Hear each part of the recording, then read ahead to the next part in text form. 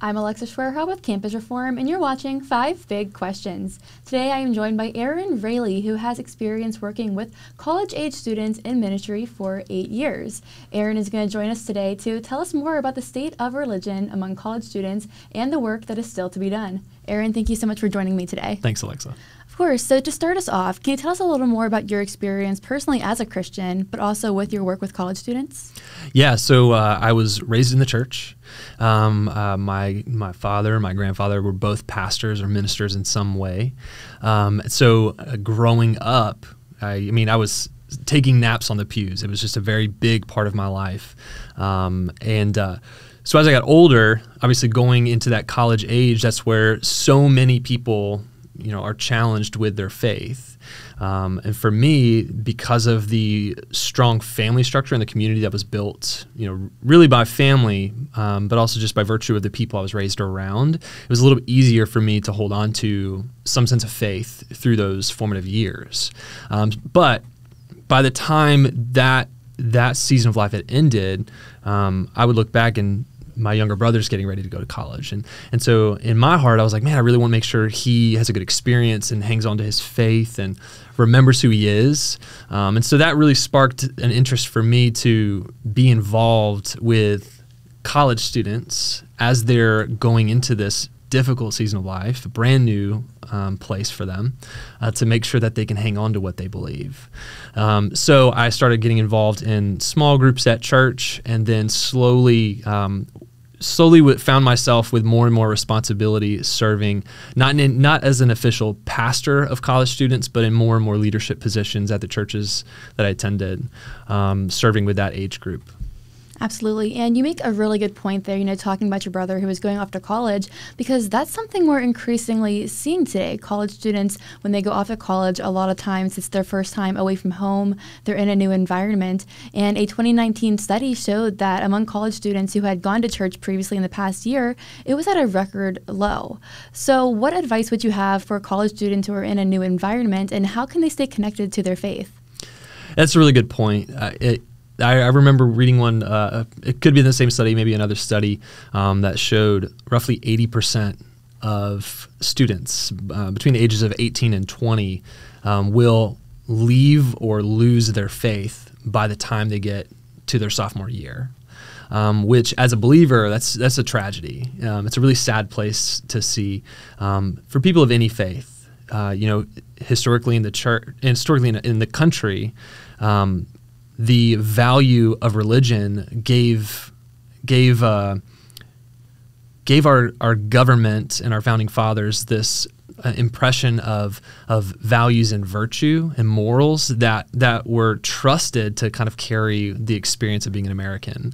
And so to see more and more students lose their faith and lose their religious affiliation at that age is kind of a tragedy, especially because you're facing a world of indoctrination already going to college. And so to not have a worldview that solidifies who you are based on virtue and morals and faith, but to be freely impressioned by whatever worldview the college is trying to give you, that's a tough place to be at. So I think the biggest way that college students can help hold on to their faith through those years is to be in community. I don't believe that anybody was made to do life alone.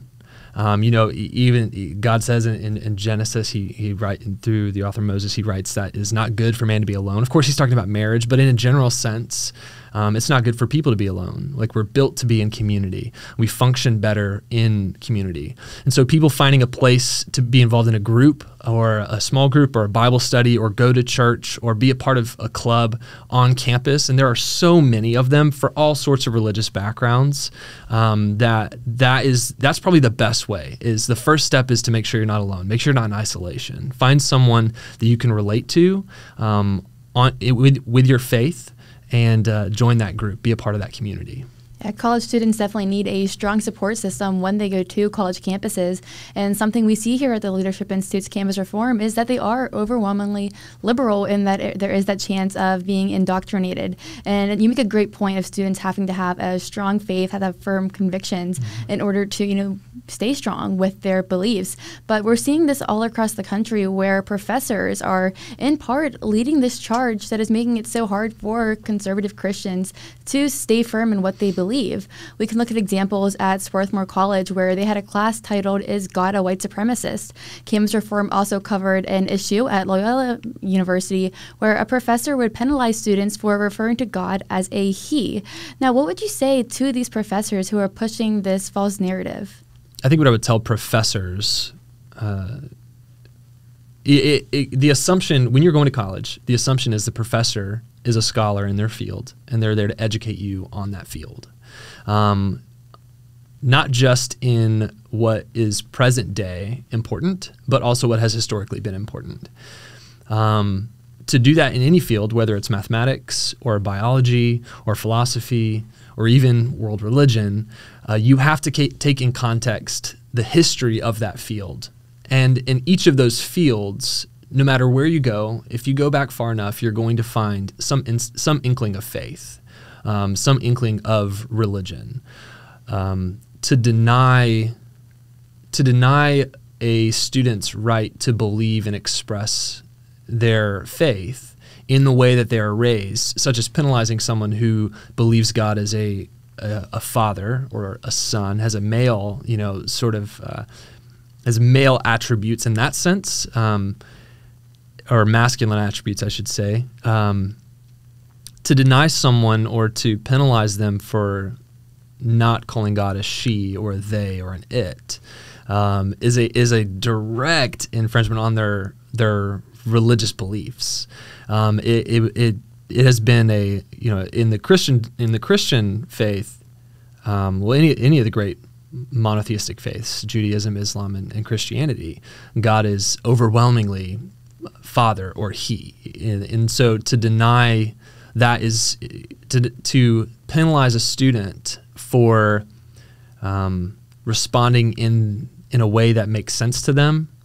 Religion is like the source of everything that we see. What you believe about God is the most important thing in your life. And if what you believe about God determines that he is a father figure,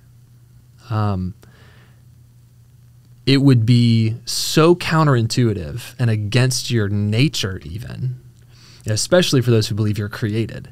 It would go against your nature to call God a she.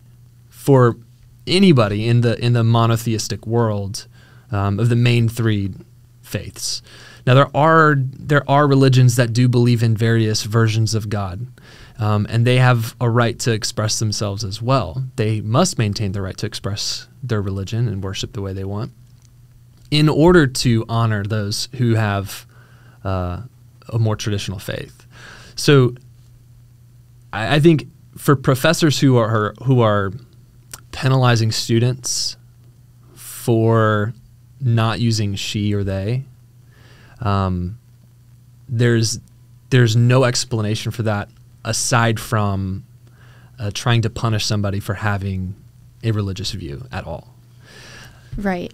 And when you think about it, a lot of this seems to kind of come from the top down. You have university administrators, these academic leaders that continue to peddle doctrines and policies that go against the religious affiliations of these institutions.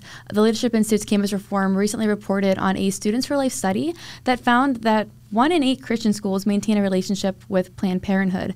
A previous Campus Reform story reported on crosses that were put up for a pro-life display that were torn down. And when asked why a student was taking down these crosses at a Christian university, he responded that he is not a Christian.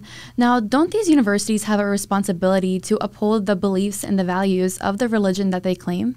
Absolutely. Absolutely. If you were claiming to, as a Christian, somebody who's been in ministry, I can't speak because of my beliefs. I can't speak on behalf of the entire church. I don't have that role. I'm a lay person. I'm just here. I'm a part of the body. I'm just one. But as a Christian who lives with convictions for my beliefs, if you are going to claim the name of a denomination that makes claims about your faith and assumably the doctrines. I mean, if you are a Baptist theological seminary, or if you are a Baptist college or a Methodist college or a Catholic university, if you affiliate yourself with a religion, I think it's very weak-minded to allow anyone to defame what you're claiming to be. Even if, I mean, there are all sorts of I know that there's all sorts of laws around this, but Title VI gives a lot of leeway for schools to still receive federal funding and not permit things like that. You can still uphold and protect the faith that you belong to. I mean, I would say this to a university from the top down to the president of a college, to a dean of students. I would say that to them, but I'd also say the same thing to any one person who claimed to be a Christian. If you're making the claim to carry the name of a faith, for me it would be Christian. If you're taking that name upon yourself and living in a way that doesn't represent that name that you're taking, you're not representing the name well. And I think each one of us has a duty and an obligation to represent the faith that we carry, if not for the reason of evangelism or proselytizing in any way, but just the representing the God that you claim to serve and love. So I think on a personal level, if there's a professor that teaches at a school that's a Christian school, or a dean or a president of a college that has an affiliation to a Christian name, I think to not protect that is a very dangerous place, and you're going to leave a lot of room for ultimately, the name will mean nothing. Right. And when we're hearing these stories, just to wrap us up, some students might be a little apprehensive about going off to college and being thrown into this type of environment where they're going to be challenged and they're going to face hardships. So what advice would you have for them to be able to grow their faith on college campuses? First of all, I would tell those students, it is a scary place. It's okay.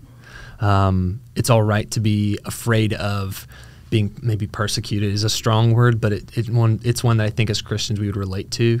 In some instances you are being persecuted, depending on the college you're going to. You're going to face that.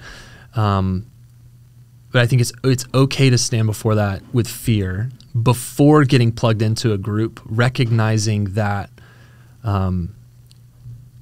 as a Christian, I can say this on behalf of Christianity, but I think any religion would have a similar sentiment that you belong to a God who cares for you and is looking out for you. That you're not some sort of nebulous clump of cells in the middle of nowhere with no purpose and meaning. If you're religious, you have some frame of reference for that. And I think hold on to that belief that you matter to God. Next, I would say with that belief in hand, find other people that are like-minded. I think if you're going to a college in your hometown, continue to go to church. If you're going to college in a new town, find a church. You've got to get connected with people who believe the same things you believe. Again, going back to my first answer is you can't do life alone. You weren't meant to. You were meant to be in community, in a fellowship. I mean, in Christianity, we have this concept of the body of Christ. Like we belong to something. We belong to one another. And that is the only way you'll really be able to thrive in your faith. No matter what your religion is, you've got to do it with people. Absolutely. Well, Aron, that was great. Thank you so much for joining us today. Thanks, Alexa.